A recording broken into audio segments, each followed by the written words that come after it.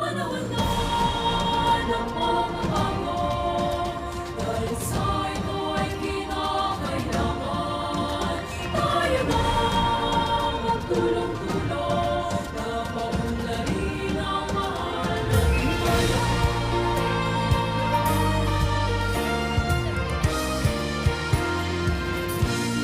Well, now we shall proceed with the oath-taking. The oath-takers, please remain standing while the rest of the guests, please be seated.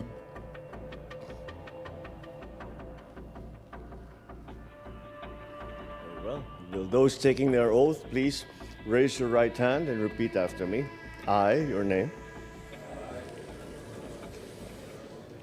Having been promoted to the rank of your rank, do hereby solemnly swear that I will well and faithfully discharge, to the best of my ability, the duties of my present position and of all others I may hereafter hold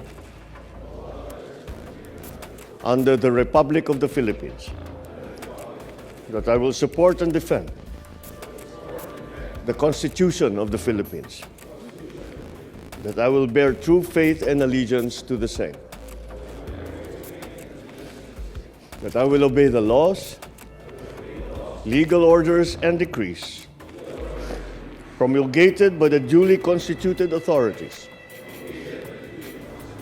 of the Republic of the Philippines, and that I impose this obligation upon myself voluntarily, without mental reservation or purpose of evasion.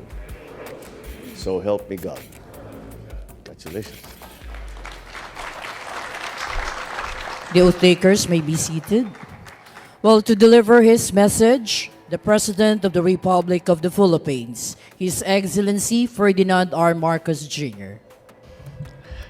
Executive Secretary, Secretary Lucas Bersamin, National Defense Secretary, Secretary Gilbert Chudoro Jr., the Armed Forces of the Philippines Chief of Staff, General Romeo Browner, and the major service commanders, the newly promoted generals and flag officers of the Armed Forces of the Philippines, fellow workers in government, other distinguished guests, and the families, of course, of our newly promoted officers.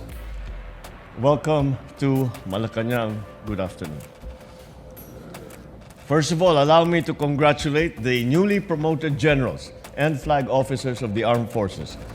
This achievement is a clear reflection of how your expertise, your discipline, and commitment to the nation have come together in pursuit of the welfare of our people. For almost 90 years, 89 years it has been, the Armed Forces of the Philippines has been the bedrock of our sovereignty, a vital force that protects our land, our people, our freedoms. But this gathering reminds us that the true measure of service is not found in accolades or ranks or promotions. It lies in the fulfillment of your duty to uphold the integrity of our nation and to ensure the safety and security of every Filipino citizen. And this year, you have shown what excellence in public service looks like. Last month, the AFP launched the Combined Coordination Center at Camp Aguinaldo in partnership with the United States Indo-Pacific Command. It is a leap forward in our modernization efforts, reinforcing our interoperability with allies and strengthening our defense capabilities under the Mutual Defense Board concept plan. You have also concluded the 8th iteration of AFP Joint Exercise Dagitpa or Dagat Langit Lupa, sharpening your tactics, techniques, and procedures. These exercises equip our forces as they address evolving security threats and operationalize the comprehensive archipelagic defense concept. Beyond military operations, you have been instrumental in providing humanitarian assistance and disaster response during some of our darkest hours. In the wake of severe tropical storms Christine, Nika, super typhoons Leon and Pepito, Your swift and coordinated efforts saved many, many lives. These actions remind us that the AFP is a force of compassion. However, we continue to face complex and dynamic challenges, threats to our sovereignty, lawless elements that undermine peace, and the increasing frequency of natural disasters. These require us to remain steadfast, resourceful, unyielding in our resolve. As stewards of our national defense, you bear the solemn responsibility of ensuring the security of our land, of our seas, of our skies, our cyberspace. In defending our waters, we must uphold international maritime laws, deepening our commitment to regional peace and cooperation. By fostering coordination amongst nations, we can safeguard stability while advancing our collective interests. Diplomacy rooted in strong legal foundation is our most effective instrument in navigating these endeavors. Equally, we must continue to empower our troops to serve our communities better.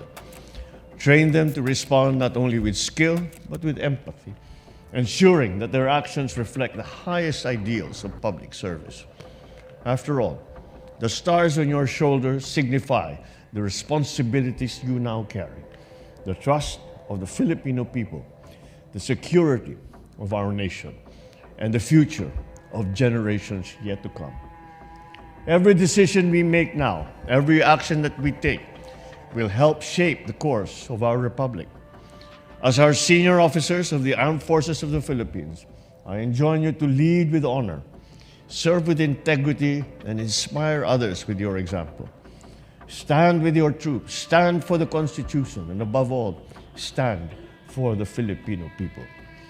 This administration will remain your steadfast partner in strengthening our institutions and upholding the rule of law so we can build a bagong Pilipinas that is stronger, that is more secure, more equitable for all. Mabigat man ang inyong sinumpang tungkulin, marami mang hamon ang kailangan harapin. Makakaasa kayo na ang buong bansa ay kasama ninyo, nagdadasal para sa inyong kaligtasan, sumusuporta sa inyong mga hakbang, at umaasang maglilingkod kayo ng may katapatan sa ating bayan. Higit sa lahat, isulong natin ang mga pangarap ng bawat Pilipino sa pamamagitan ng bawat misyon na naitupad natin, bawat sakripisyong inaalay, at bawang hamong tinapatan ng tagumpay. Maraming salamat. Mabuhay ang Armed Forces of the Philippines. Mabuhay ang bagong Pilipinas. Well, thank you, Mr. President. The President is requested to remain on stage for the photo opportunity.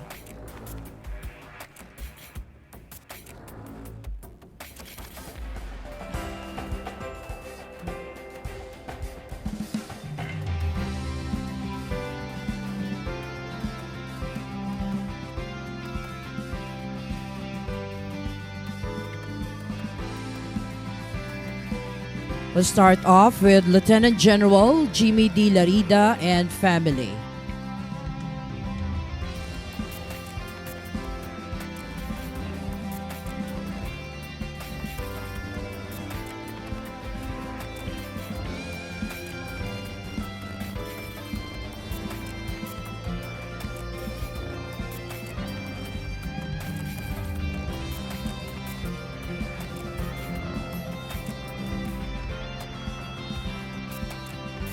Okay, thank you. Lieutenant General Fernando M. Reyeg and family.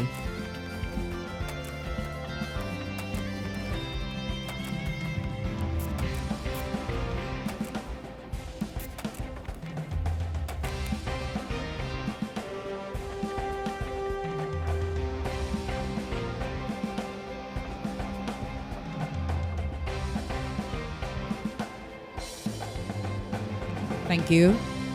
Lieutenant General Facundo O. Palafox IV and family.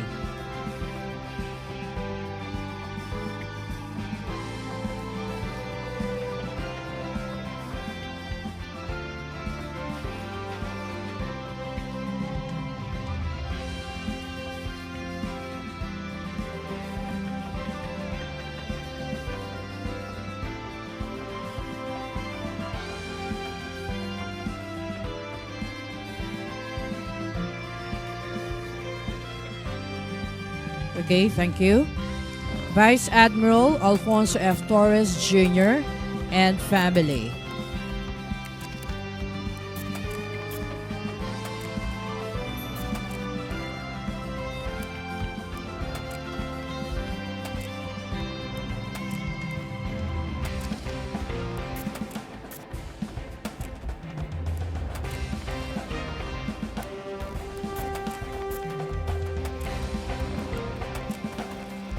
Thank you. Lieutenant General Luis Rex D. Bergante and spouse.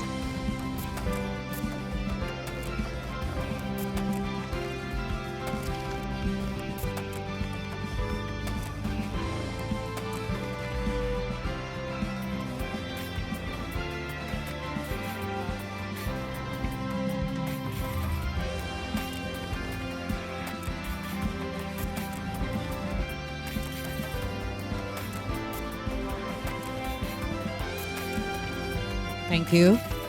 Vice Admiral Cesar Bernard N. Valencia and family.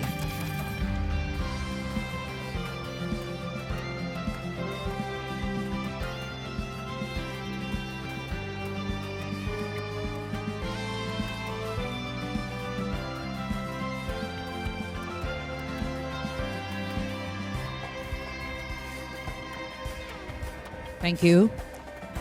Major General Pablo E. Rustria Jr. and family.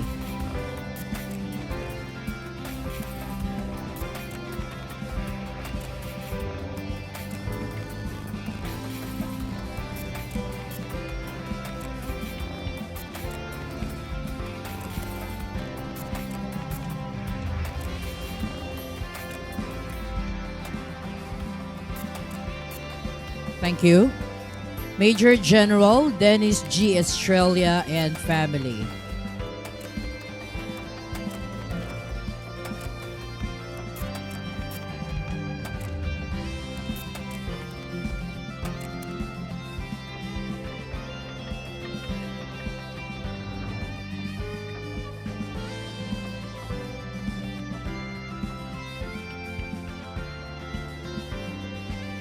Thank you. Rear Admiral Francisco G. Tagamulila Jr. and spouse.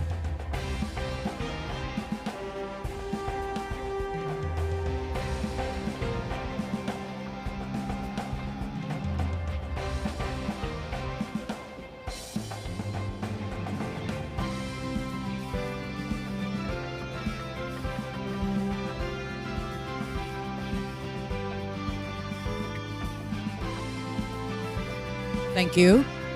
Next, we have Rear Admiral Roy Vincent E. Trinidad and spouse.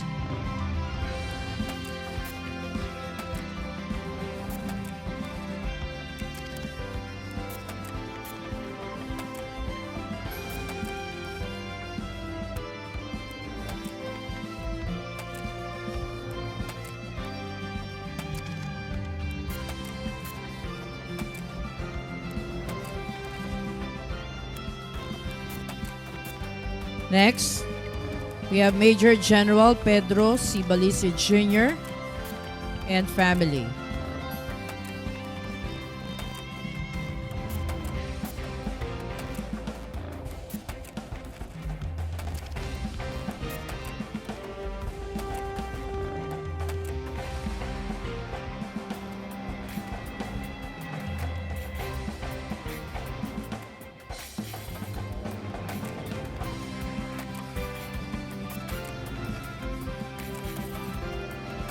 Okay, thank you. Rear Admiral Joe Anthony C. Orbe.